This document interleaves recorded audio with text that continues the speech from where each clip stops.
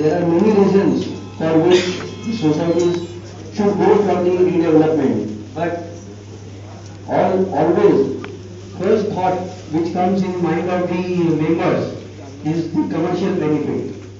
हमको commercial benefit क्या मिलेगा ये प्रोजेक्ट में अगर हम लोग रीडेवलपमेंट के लिए जाते हैं तो then the members are more interested to go for the redevelopment than any other reason.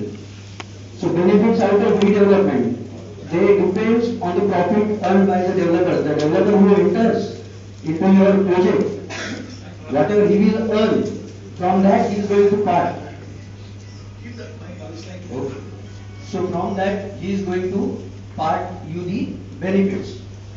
Now the profit which is earned by the developer will depend on the area available for him to build and to sell, and ultimately the area available to build and sell will depend on the policy of development.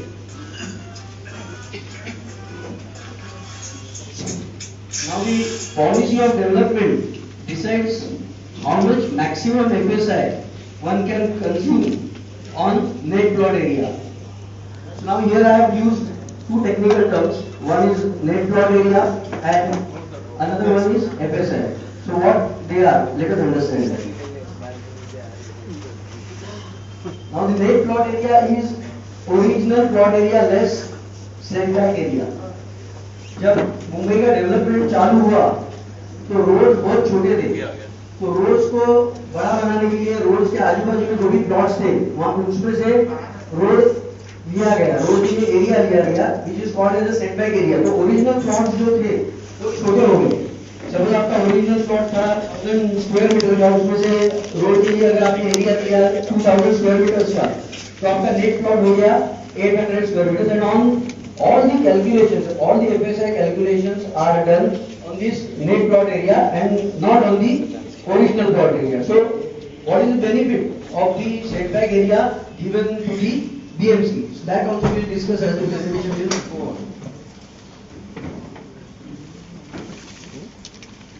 So that was all about the net plot area. Now I will come into FSI. FSI performance floor space index. So FSI is the ratio of permissible built-up area to the net plot area. आपके net plot area के ratio में आपको कितना permissible built-up area मिलेगा, that is the FSI. So when we say FSI 1:1, that means that if the net plot area is 1000 square meter, then the permissible built-up area is going to be the 1000 square meter. If we say the FSI is 1:2, that means if the net plot area is 1000 square meter, then the permissible built-up area is going to be 2000 square meter. Now here I want to clarify that whatever FSI we count, whatever FSI is calculated is in built up and not in carpet. Many have that misconception that since we calculate our own areas, our own flat areas in carpet, the FSI also should be in carpet. When no, FSI is always given in built up. We convert it for our own calculations into carpet. Now the policies about the development. BMC ने development policies के लिए मुंबई को दो part में divide किया है. एक तो आइलैंड सिटी है और दूसरा है सबर्ब्स. अभी आइलैंड सिटी चालू होता है अपने वेस्टर्न साइड पे बियॉन्ड बांद्रा माहिम से लेके चर्चगेट तक और ईस्टर्न साइड पे साइंस से लेके वीटी तक. और वेस्टर्न सबब एक्सटेंडेड सबब जिसको बोलते हैं वो चालू होता है वेस्टर्न साइड पे बांद्रा से लेके दहिसर तक और ईस्टर्न साइड पे चालू होता है घाटकोपर से लेके मुलुंड तक. So the policies for the island city is different and policy for the extended suburb is different. And what we are going to talk is about the policies in the extended suburbs. So before talking about the policy, present policy, हम लोग थोड़ा पहले policy क्या थी अपनी वो जान लेंगे, क्योंकि तो हमको डिफरेंस समझ में आ जाएगा कि प्रीवियस पॉलिसी और आज के पॉलिसी में हमको क्या फर्क समझ में आता है, whether it is beneficial, if yes then how much. So previous policy was the policy of PDR, जिसमें 1:1 FSI होता था और 1 PDR होता था. इसमें आपका नेट प्लॉट एरिया अगर 1000 स्क्वायर मीटर है तो आपको FSI जो प्लॉट का FSI वो 1000 स्क्वायर मीटर का मिलता था और बाहर से TDR परचेस करके और 1000 square metre you could use. So On the net plot area, you used to get permissible built-up area 2000 square meter.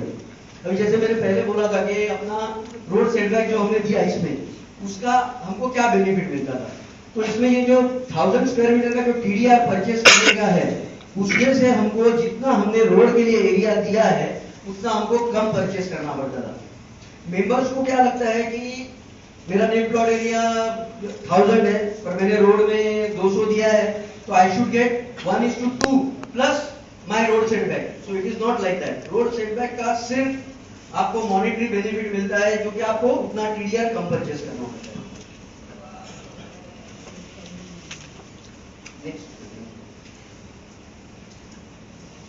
So this is the FSI consumption of the road setback as TDR. जैसे मैंने आपको बताया, अगर original plot area 1200 square metre है, setback अगर आपका 200 square metre का गया है, net plot area will be 1000 square meter. So FSI will be 1000 square meter, TDR will be 1000 square meter, and out of that one TDR, 200 square meters which is gone in the road setback will be free of cost. So you have to, so the developer will have to purchase only 800 square meters.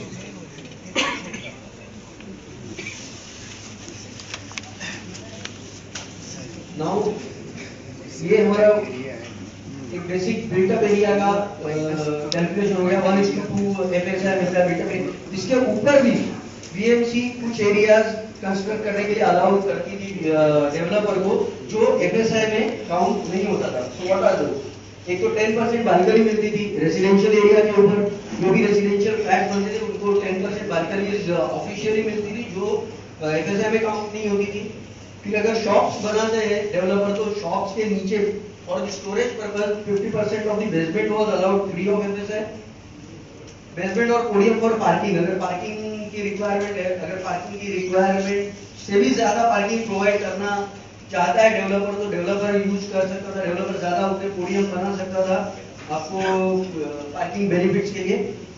Then staircase, lift, staircase lobby, lift lobby area, ये सारी चीजें FSI में count नहीं होती थी। फिर pocket terraces थे जो FSI में काउंट नहीं होते थे। पॉकेट टेरेसेस मतलब प्लानिंग करते वक्त अगर नीचे बड़े फ्लैट आ गए और ऊपर छोटे फ्लैट्स हो गए, तो पॉकेट्स क्रिएट होते थे, which are called as a pocket terrace, which are supposed to be the non-accessible areas from any of the flats. उसके बाद फायर डक्ट्स, अगर 24 मीटर्स के ऊपर बिल्डिंग जाती है, 7 माले के ऊपर बिल्डिंग जाती है, फायर नॉर्म्स अट्रैक्ट करते थे, तो फायर इक्विपमेंट प्रोवाइड करने के लिए, फायर प्रोविजंस प्रोवाइड करने के लिए डक्ट्स बनाने पड़ते थे। तो दो ducts were excluded from the FSI। Meter room provide करना पड़ता था जो FSI में से एक्सक्लूड होता था। Society office, club house, flower bed, dry balcony area, deck parking with car lift. Deck parking with car lift was the concept which was developed by the developer for the areas such as Bandra, Khar, Santa Cruz, where the premium flats are constructed for them. And ये बहुत लंबा list अभी आपने देखा जो जिसके FSI में जिसको नहीं लिया जाता था, and that is the main reason for which this policy is changed. क्योंकि ये सारी जो चीजें थी इसको मिसयूज करना चालू कर दिया। पॉकेट टेरेसेस जो नॉन एक्सेसिबल होते थे उसको अंदर से एंट्री देके उसको बेचना चालू कर दिया। फिर जो स्टेयरकेस, लिफ्ट लॉबी एरिया थे तो उसको एक्सटेंड करके फिर बाद में वो लिफ्ट लॉबी एरिया दिखा के बाद में उसको फ्लैट की लॉबी में कन्वर्ट कर दिया गया। फिर बाद में ये बाद में मीटर रूम है या फायर डक्ट्स है, उसको भी बाद में अंदर कवर कर लिया गया। जैसे कि flower bed, dry balcony area, those are actually supposed to be the elevation projection, पर उसको भी फिर काफी एक्सटेंड करते थे डेवलपर, उसको इस तरह से बनाने के बाद में you could enclose it into the rooms. फिर deck parking with car lift, ये दिखाने के लिए दिखाया जाता था कि आपके फ्लैट के बाहर आपको कार लिफ्ट दी गई है ताकि आपकी गाड़ी आके आपके घर के सामने खड़ी हो जाए, और बाद में जगह पे उसको कवर करके उसको रूम में लिया जाता था। We have seen the examples in this Bandra, Khar area, जहाँ पे एक्चुअल प्लान में सिर्फ एक मल्टीपर्पज रूम पास किया गया था और दो स्टेयरकेस दिखा दिए गए थे, दो डेक पार्किंग, कार लिफ्ट दिखाए गए थे, और जगह पे देखेंगे तो 4 BHK का फ्लैट बना के डेवलपर बेचता था। तो मतलब एक्चुअल में डेवलपर कंज्यूम करता था, अगर 2 FSI है तो डेवलपर कंज्यूम करता था 4 से 5 का FSI with all these advantage, ये जो फैसिलिटीज दी जाती थी उसका यूज करके, उसका मिस यूज करके। तो ये सब मिस यूज रोकने के लिए basically the change in policy was brought in 2012।